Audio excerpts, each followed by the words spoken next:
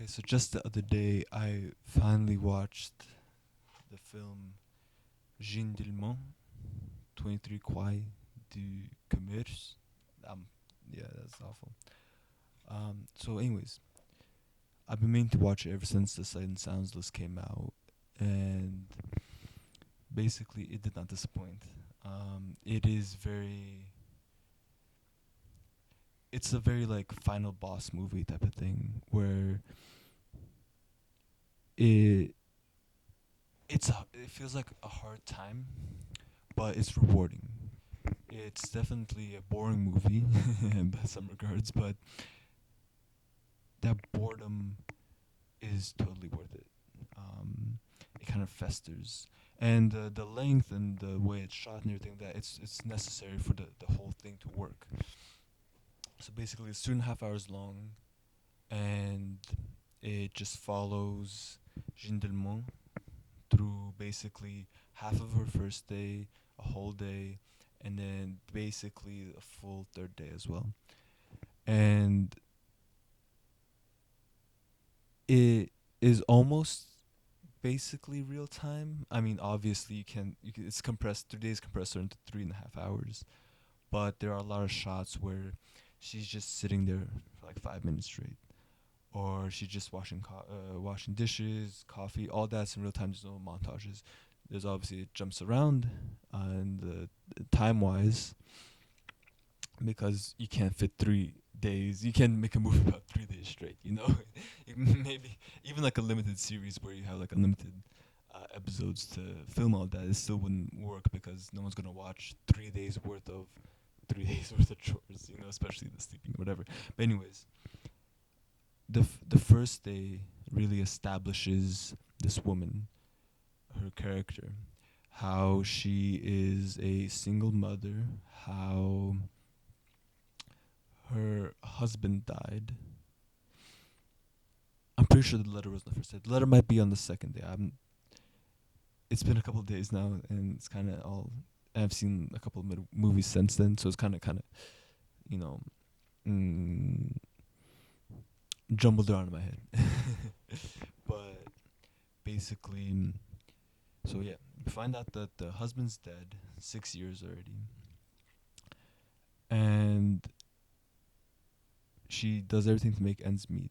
You see this gentleman come in, and he stays a while, and we know this because when he comes in, there's still daylight. When he goes out, it's already nighttime. She has to turn the lights on. The sun's setting, and at first you're like, is she, doing sex work? But you're not entirely sure yet. You don't want to jump to conclusions and things like that. But it's like, oh, he said same time next week. They have went to the bedroom. It's most likely sex work. Um, but everything she does is very meticulous. It's very controlled. It's very robot-like. She's like the Terminator, you know, in terms of executing these tasks. She walks into the room, turns on the light, does the thing very neatly, very organized, very efficiently. She leaves the room. She turns off the light. Everything is done very precisely and uh, with a purpose. She's not doing shit just to do shit. She's doing everything with a purpose. Um, and we really get to know her intimately through this first part of the movie, this first act, this first day. So that when the second day comes around and things are like a little off, but they're not entirely until after the second client comes in. And after that, she's a bit frazzled. Um, he probably did some fucked up shit.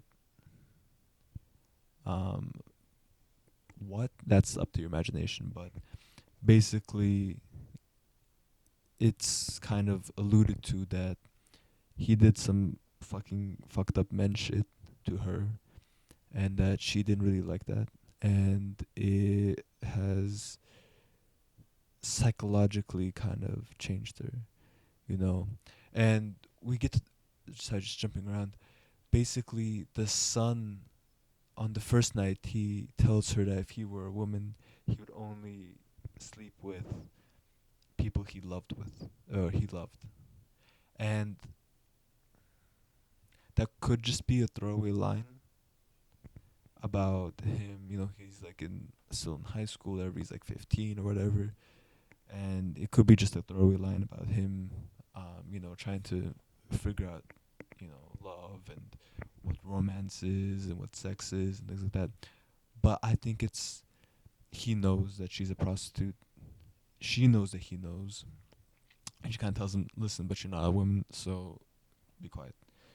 And that's kind of her way of coping with it. But you really start to see that she realizes that she can't keep doing this after that second one. And, her hair is frazzled. She she's absent minded, she forgets to turn off the lights. It's these very minor things that if it were just, like a 2 hour movie or less, you wouldn't really realize that something is wrong. You're like, oh, she's being a bit messy today. But no, something is wrong. We know this person, and we know that this isn't them. And so when the son comes home and he immediately asks, "Are you okay?" He doesn't need to say, "Oh, you're acting strangely," or "Oh, you this and this and this." No, because we know he knows. No, this is his mother. He knows, and we know as well that something is terribly wrong. You know, and she gets to the first thing I will say is that there's not a single movement of camera. It's a scene with a moving camera. It's all still shots. It's all fixed, and I think this is one of the best framed movies ever made. Just the lighting, the way the camera is set up, it's just genius. It's just everything. It's very geometric, a lot of lines and shapes and things like that, and just finding it through um, just regular everyday, apartment, you know, and with the movement of the camera, you kind of lose that because things become more fluid and you lose the shapes and everything like that. But with the fixed stationary camera, it really emphasizes it, and it kind of plays into this.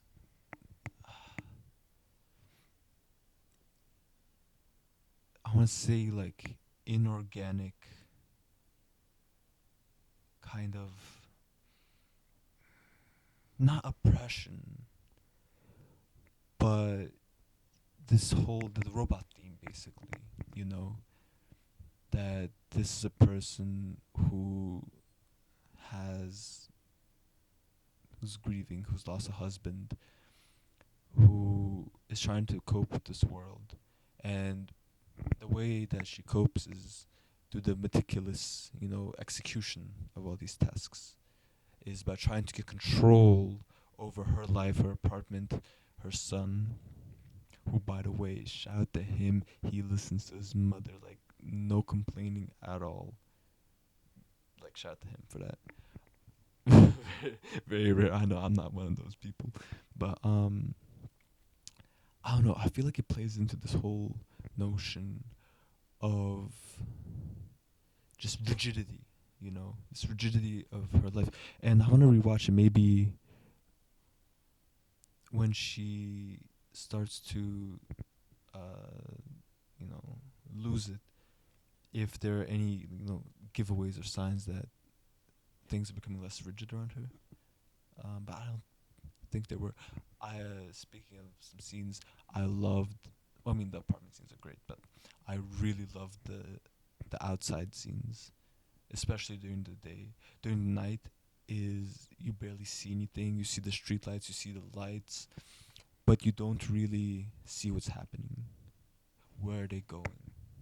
You know, and it's like every night they go somewhere. Where are they going?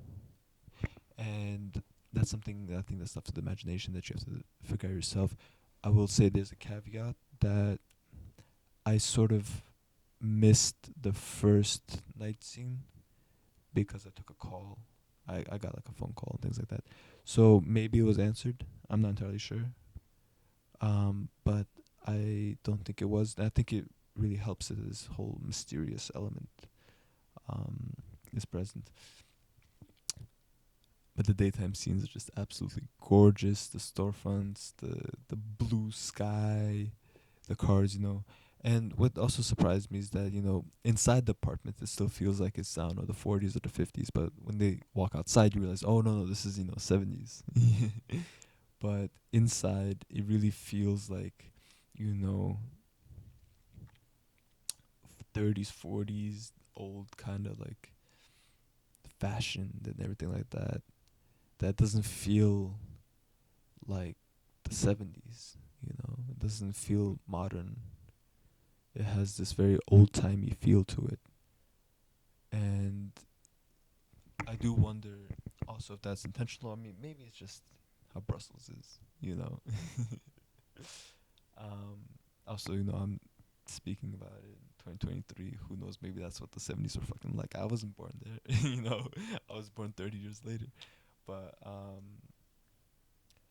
I think it is interesting that inside is very old timey, outside is more modern, and I think it's also another way of her controlling her surroundings, so trying to get a grasp of things, is that inside is still preserved how it was when maybe things were better, when her husband was still alive, and life was just better. She didn't have to sleep with people for money and things like that. Um, so I think that's definitely an interesting theory. I'm not sure if it's true or not, but yeah. Also, great performance by shit. Let's see.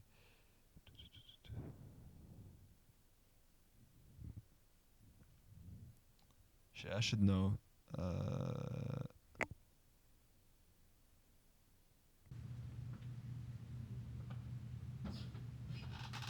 And unfortunately, here it doesn't say. At least on the back, it doesn't say.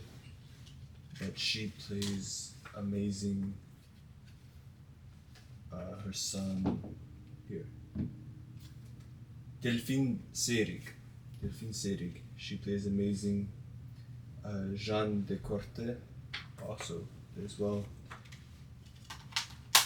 But you really buy that they're a family, that she's the mother, that he's the son, and you really buy every aspect of this film, from the grief to the crazy ending, just the sheer just loss of control and being fed up with how the world works, how her world is, how her life is, how men treat her, her relationship with other men, being a sex worker and all. And again, it really goes to show that I think without women, this planet wouldn't be spinning on its axis.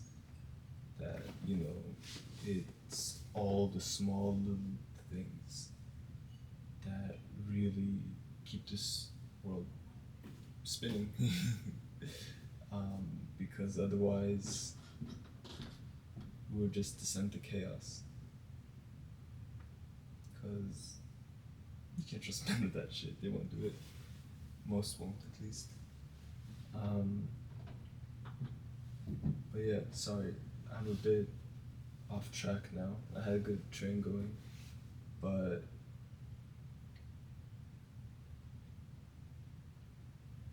I pretty much said most of what I had to say. Is just the ending, the final shot, the final scene where the camera's on her for a solid 5-6 minutes, and you see how she's processing everything. She goes through the 7 stages of grief. You know, she's you see the adrenaline still pumping, coursing through her blood. She's a killer. And then you kind of see guilt. and then you see regret, and then you kind of see acceptance, and then maybe a little bit of bargaining as well, all the stages and whatnot. But it's just so powerful. No sound, no music. You just see her sitting there, thinking about what she's done, thinking about what led her to doing that, and seeing how easily a perfect, well, not perfect, but a world that is just hanging by a thread, by the skin of their teeth, how easily something can go wrong, which leads to this whole spiraling domino effect of just completely destroying the world that she lives in. And what is she gonna do now? The police are gonna be there. What's she gonna do with her son? Her son's still in high school. He's 15, can't really take care of himself. What is gonna happen now with her, with her son? And you see all this on her face, that she's processing it. Am I gonna go to jail? What am I gonna do with the body? I'm gonna hide the body. I'm gonna call the police. I'm gonna turn myself in. You see all of this go through her face. It's very powerful. But yeah, I really want to get into more Chantal Ankerman stuff. And it definitely did feel like when I say like Final Boss movie, I'm talking about this movie, the Tarkovskys and whatnot, maybe some Bergmans as well, but these long, drawn out, challenging. They're very challenging but rewarding, and it is not for the majority of people. But that's not like a ego or a hype thing. It's just most people wouldn't find this type of thing interesting. It's only once you've been cursed with this this poison of cinema that you begin to crave this kind of torture in a way. But I do find it fascinating how, as humans, we love to see. Well, one, we love to see a very organized world. It's very satisfying. Her routines are very, very satisfying. But we also love to see such a world crumble and fall apart. And I think it's worth thinking about how, at our cores, we're jealous. And even if we want good for others, we will still subconsciously want their world to fall apart because their world is better than ours. It's either we both look up to people who are more successful or whatever, and we both idolize them and wish for the destruction at the same time. And I think that's also kind of what this film symbolizes, although that's maybe a bit of a stretch, but I think it's definitely an interesting point how, again, such a calculated life just falls apart in the span of 3 days. And this is a movie that festers. It's not easily dismissed from the mind, the conscious mind. And last thing I want to note is that the way it's shot, like I touched on previously, is that it's all stationary shots. And that actually really inspired me because I do a lot of shooting on my own. Just because I haven't found the right people that I feel comfortable working with, who share my vision. So I do a lot of shooting on my own. And for that, well, that requires stationary shots because you can't really do camera movement when you're the one acting in it.